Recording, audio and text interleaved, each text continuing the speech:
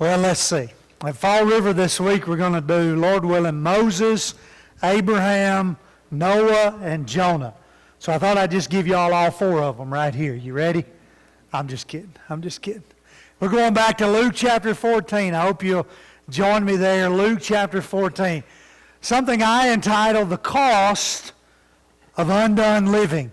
I don't know if that's the right way to term this lesson or this idea or this discussion, but this morning we began by looking at counting the cost. What does it cost to be a disciple of Jesus? In Luke 14 there in 26 and 27 and 33, you cannot be my disciple. He cannot be my disciple.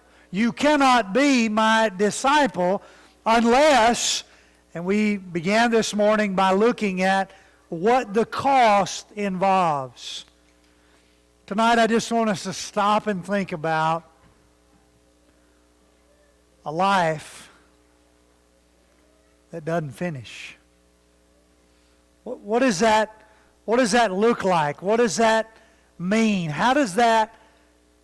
It's easy for us to buy into the lie that what I do doesn't matter to anybody else. Paul actually says in Romans 14 and verse 7, no man lives to himself, no man dies to himself. But we're not on an island here. It does matter what we do and how we live and who we are, and it's easy for us to, even when, like for example, when we're on vacation. I was sitting by a little girl on the bus this week, and her mother was trying to get her to take a picture with her. And she was you girls' age, and so she was not little, but to me she was younger. She was a middle schooler, and so, it's not popular for this group to be taking pictures with their mama, right? So mom's trying to get this picture of her and her daughter there. So I just looked over at her and I said, hey, listen, I don't know you. You don't know me. We won't ever see each other again, so just do it. Who cares, right? I mean, just make your mama happy. And after I said that, I thought to myself, you really just violated the principle that you're preparing to present to the congregation on Sunday night. Because it does matter, doesn't it? Now, the reality is reality. I don't know who she was. She don't know who I am. And we probably won't ever meet again. But the point is that our behavior affects those around us whether we know them or not. And so if we're not who we're supposed to be, and taking a picture with mom or not's not an eternal, conundrum here to deal with. It's a simple, teenage growing up kind of thing. But if we don't represent the things that we stand for and the Lord that we serve everywhere we go, then it can have an eternal impact. I was standing in line to get ready to come home yesterday. We were in the airline check-in, and there was a guy behind me, and he had a young boy with him, and we got to talking, and he said he was from Nashville, and so we got to talking there. He had on a Predators cap, and his little boy was standing there, and I don't know why he asked the question, but the dad says, so you live in Lawrenceburg, close by. Well, what do you do in Lawrenceburg? And I said, well, I'm a minister of the Leoma Church of Christ. And the little boy looks up at me and he said, I figured, Dad, I saw the Bible in your backpack. You don't think he wasn't watching? Now, I do have a pouch in the front of my backpack that is a mesh pouch that you can see what's in it, and that's where I keep my Bible when I travel, but you don't think he wasn't watching? Now you let me act like a fool with that on my back, whether that's on my back or not. But I'm claiming to be someone. That is a Christian. And when you don't act like that, it affects other people. I don't care whether you know them or not, or whether you'll ever see them again or not. And so as Jesus is talking about this here in Luke chapter 14, about the cost of discipleship, he says in verse 28, let me give you two examples. He says, "For who desiring to build a tower does not first sit down and count the cost, whether he has enough to complete it?" We're going to build a tower. We're going to build a structure that is going to be important to the overall livelihood, to the overall security, to the overall welfare of our existence. And so if we were to put this into the context of a farmer, it might be a barn, right? So what farmer sits down to build a barn, and before he starts, he doesn't sit down and count the cost. He doesn't calculate what it's going to take. Now recognize with me in this first example here that Jesus gives, it's optional, okay? You don't have to build. You don't have to build this tower. You don't have to build this structure. You don't have to build this barn. It's not a necessity, okay?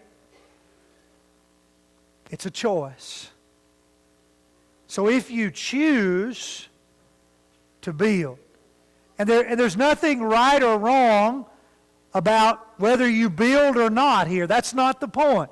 If you choose not to build, that's okay. But if you choose to build, then you need to sit down and analyze the cost of what it's going to take to build it. Just like this afternoon, for example. Those of you that were in Bible class, you know that my shed door has bit the dust, right? So I'm analyzing what it's going to take to replace that door. It's not cheap. So then I began to analyze what it's going to take to fix that door. Home Depot has rollers, 2-pack for $5. I've got this, all right?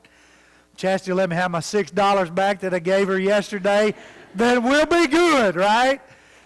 But the point is you got to analyze, right? I do have a need. I need to fix that need. But what's it going to cost? Is it worth it?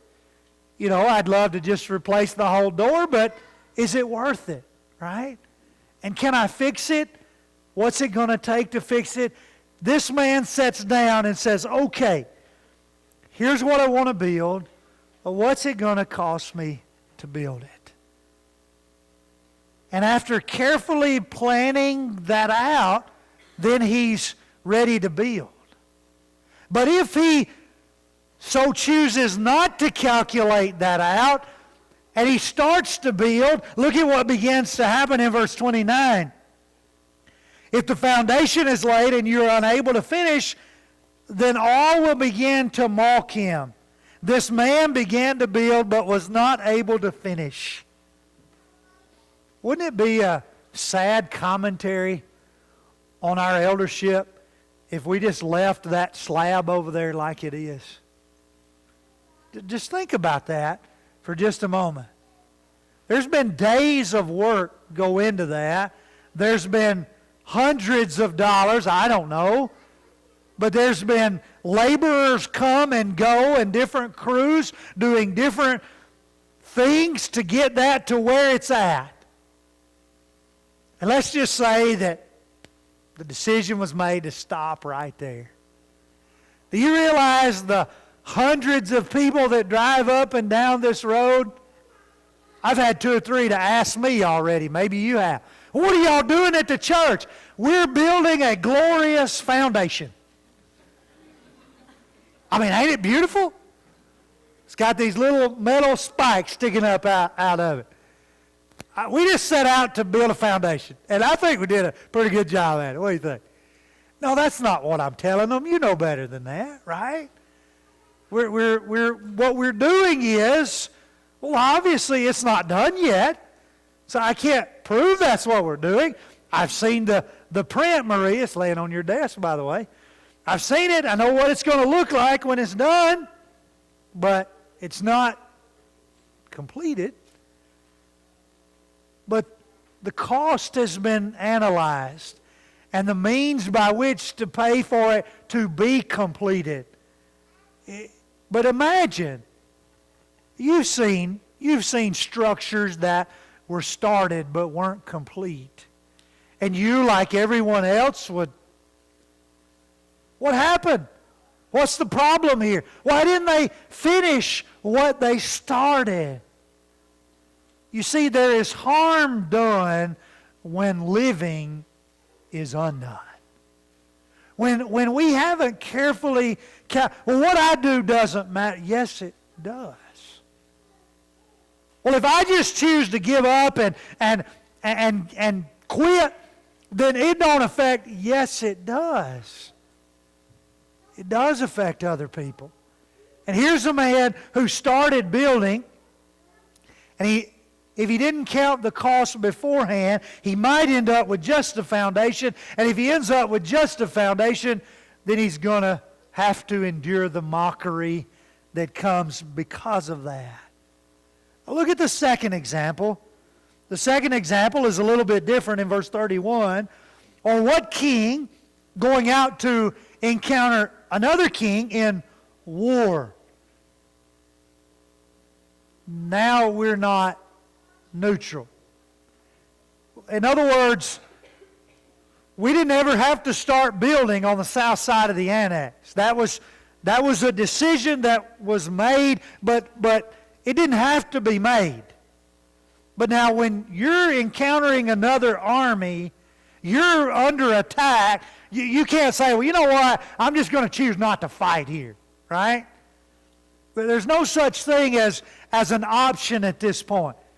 You've got another army coming upon you. You are being attacked. And you have but one choice. And that is to fight back. But notice what he says in this second example. Even though this king knows he has no choice as to whether he's going to engage those that are attacking him, he does have a choice in how he will do it. And so he sits down and he deliberates. He carefully calculates whether with his 10,000 men he's able to defeat the 20,000. See, losing here is not an option, okay? You can't lose. You've got to win this war. And so the first thing you've got to analyze is, how many soldiers do I have? How many soldiers do they have? Well, now let's be honest. There's been wars won with less people. So it's not a numbers game in that, well, if I've got more people, then it's going to be a shoe-in win. But I've got to consider whether, if with half the army, I'm going to be able to defend the ground that we're trying to hold. If not, see, now here's the choice. If not, then in verse 32, what this king will do is, while the other army is still marching a great way off, we're going to try to get a peace treaty. Well, that makes perfect sense, doesn't it? I mean, if I look up and see a guy 7 foot tall, weighing 350 pounds, charging me with a clenched fist, I'm not saying, all right, Bubba, come on, let's go. I'm saying, dude, I don't know what I did to make you mad, but I'm sorry. If you'll tell me what it is, I'll try to make it right. And I want him to be out of arm's reach when I start trying to negotiate. The point is, I recognize I don't have a chance. So I'm going to try to make a peace treaty before the war starts. Wouldn't it be great if, I tell you what, let's throw a few punches, and if this don't work out very well, then I'll try to make a peace treaty. How's that work out for you? In other words, let's engage in this war for a day or two, And then, if I'm not winning, then I'll try to make a peace treaty. Once a man's got you down, he's going to hold you, right? So if a peace treaty is going to be effective, then it has to be made before the war ever starts to be effective. And the only way you're going to know whether that's needed is you don't have an option here. You can't be neutral. You can't just sit back and say, well, I'll do nothing. No, you've got to make a decision. And if you see that this is a battle that you can't win by war, then the next best thing is to send a delegation and some silver and gold and try to persuade the other king to call his army off and be at peace. With those two examples then, think with me about you and I.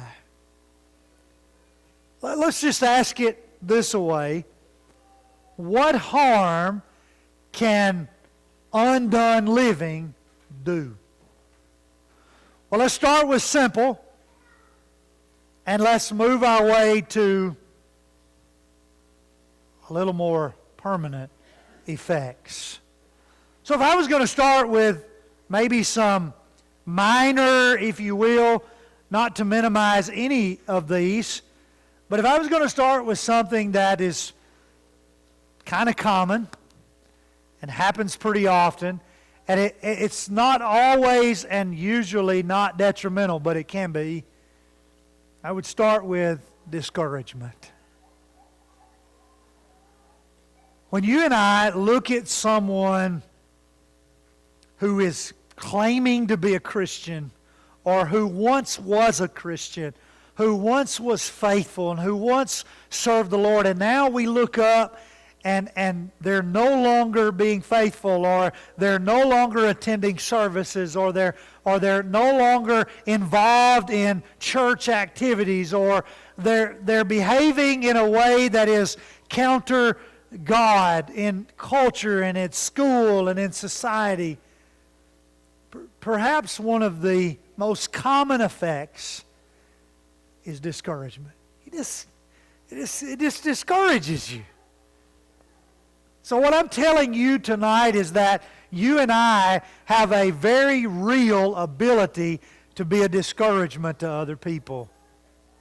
Jesus makes it very clear that if you cause one of these little children to stumble, right, you'd be better off in the depth of the sea with a millstone hung around your neck.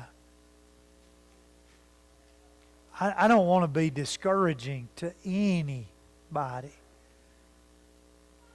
Paul, in his letter to the Corinthians, in that first letter with all of the struggles and trials that they had, and then even into the 8th chapter of the second letter, talked about the matter of conscience, and whatever you do, recognize your weaker brother or sister, and just because something might be lawful or expedient, don't do anything to discourage anyone, because if you cause another brother to stumble, you're just as guilty.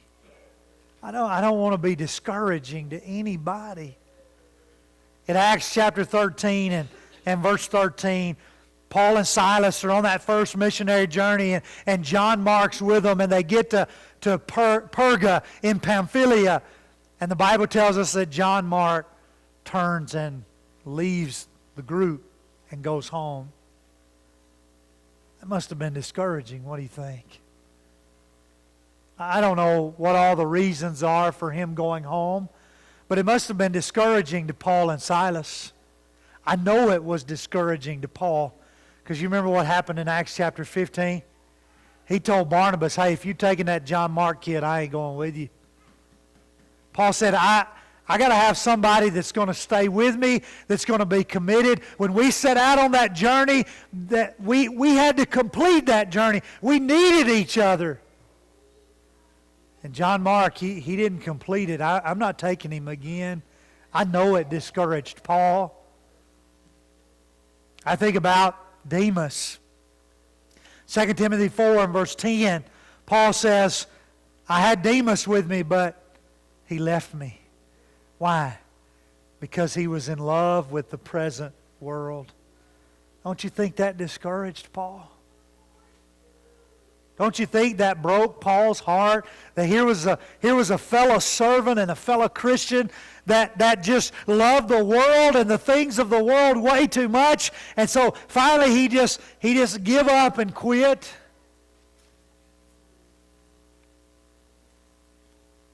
I think in a very real way tonight, when you and I don't conduct ourselves based on the standards and the desires and precepts of God, we can be very discouraging to other people.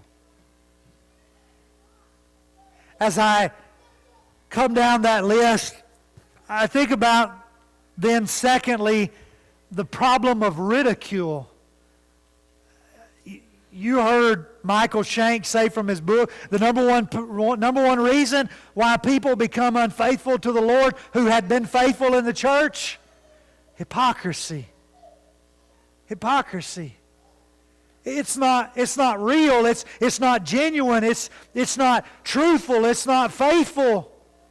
And when our lives are, when we hadn't counted the cost and when we hadn't analyzed what it's going to take and when we haven't given full commitment and dedication to renounce all that we have, verse 33, what it does is it brings about ridicule. Like in 1 Peter 2 and verse 12 where Peter warns about living among the Gentiles. And he says, let your behavior or conduct among the Gentiles be such, 1 Peter 2 and verse 12, that when they speak evil of you, God is even glorified in that. Wow. When they speak evil of your behavior, God is glorified because your behavior is such that they're the ones that are bringing ridicule upon themselves because you won't allow them to bring ridicule upon you or the church or the God of heaven. I want to live like that. I want to live so that when people say evil things about me, it is so untrue that God is glorified in it. When we are guilty of undone living, then when people ridicule us, it's true, and therefore God is not honored in any way. I think about discouragement, and then I take that to the next level of ridicule. And when people start saying bad things or negative things about the church and about the children of God based on the way some are living, and though it may be just a very small minority, it still impacts us all in a very negative way. I don't want to be attributing to that, and I don't want you to either. The harm or the cost of undone living. Ultimately, what I think as we ramp up this scale here, ultimately what I think happens is that people get confused. And God is not the author of confusion. And so the ridicule starts because the behavior is not consistent with the claims, and before you know it, there's great confusion. I've got a neighbor friend of mine who many of you know, and he says the greatest weapon of Satan is confusing religious people. I had never really thought about it until I spent a lot of time with him, and if you ever talk to him, you'll spend a lot of time with him too. And you might be a little confused when you get through talking to him.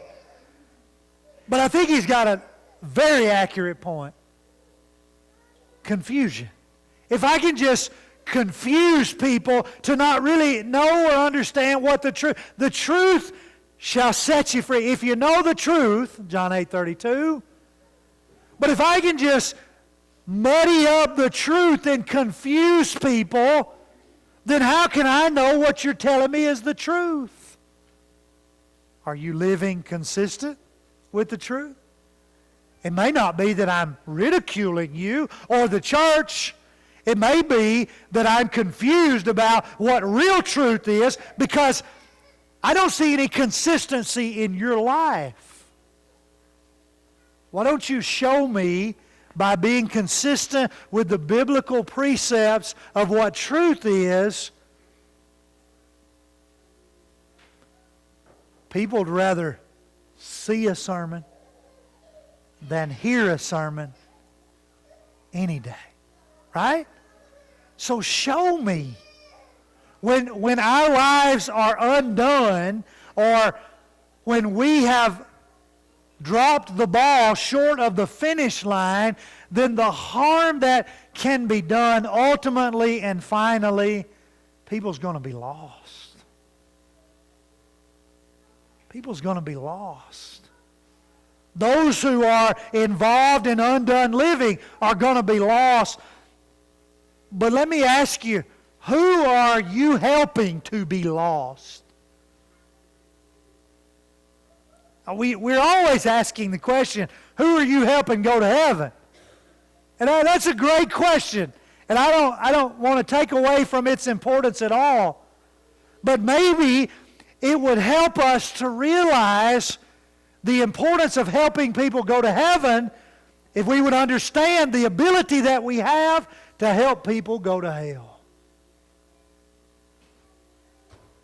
by the way we live. Oh, I'm not getting up tomorrow and saying, you know what, I'm going to see how many people I can help go to hell today. No, we don't think like that. I understand. And I'm glad we don't. But if our lives are not consistent, and if we haven't fully committed and devoted ourselves to the discipleship of Christ, then we, like the man who started a tower but didn't finish. We, like a defeated king trying to go to war in a battle that we cannot win, and we have not analyzed the casualties that will occur because of our poor decision. It is poor decisions. It is poor judgment on our part. If we're going to start it, let's finish it. And not just finish it, but let's finish well. Let's finish the race in full stride. Don't just limp across the finish line, but run across it. Victorious, triumphantly, as the book of Revelation tells us that we can, and God's children will. But if we're not careful, you see, what I love about the story of John Mark is that in 2 Timothy 4 and verse 11, Paul says, "Get Mark and bring him to me, for he's useful for my ministry." It's apparent to me that Mark figured something out between Acts 13 and 2 Timothy 4. And it may be the fact that he growed up, and it may be the fact that he gained some maturity, but it might also be the fact that he realized running the Christian race is difficult, and if I'm going to make it, I've got to give more commitment than I did when I started. Whatever the case, Paul says, he's useful. If there are people out there that if they don't change, they'll be lost. And if we don't change, because we, like Paul, want to be able to say, as Jimmy read for us, and I guess that's just my verses for today, Paul's victory speech. I want to be able to make it. I fought the good fight. I finished the race. I've kept the faith. Till when? Till the end. I want you to be able to say the same. Be advised tonight that you can impact others negatively with undone, what I'm calling undone living. Don't be guilty of that. Count the cost. Consider the dedication and commitment that it takes, and then put forth the effort. And don't finish shy. Don't stop short. Don't quit early, because the rewards aren't handed out until the end. If you're here tonight and your life is undone, you're hurting. You're hurting the family. You're hurting the kingdom. You're hurting the opportunity for you to go to heaven for all eternity, and you might just be hurting someone else's opportunity. As we sing the invitation song, the Lord is inviting you to quit living undone and start doing things His way so that you can be complete. And when the finish line comes, you can hear, "Well done, good and faithful servant." If you need to come, would you come right now?